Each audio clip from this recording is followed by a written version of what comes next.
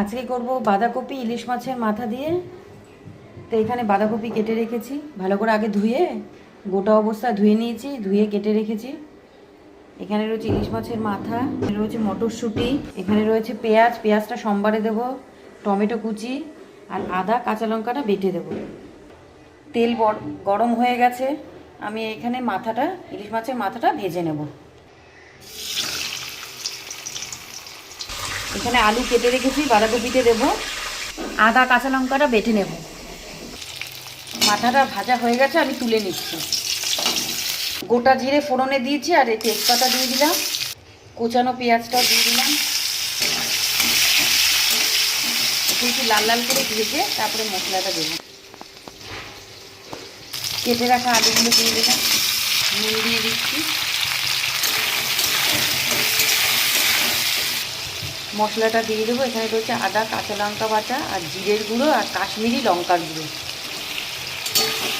কাশ্মীরি লঙ্কার গুঁড়োটা দিয়েছি একটু যেন রঙের জন্য, একটু লালচে লালচে হবে, দেখতে ভালো লাগবে। হলুদ দিয়ে দিলাম। মশলাটা কষানো হয়ে গেছে, আমি বাঁধাকপিটা দিয়ে দেবো। এখন নাড়তে পারলাম না, একটু মজে গেলে একটু নেড়ে দেবো। অনেকটাই মজে গেছে, আমি একটু এখন নেড়ে দিই।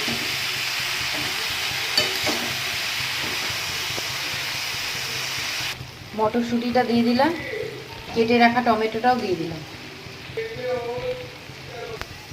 বাঁধাকপিটা অনেকটাই মজে গেছে, আমি মাছের মাথাগুলো দিয়ে দেব।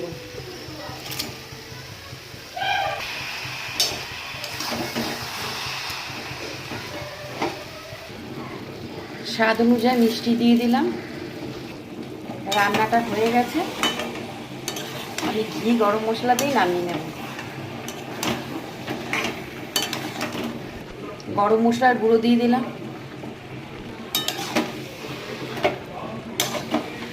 ঘি দিয়ে দিচ্ছি।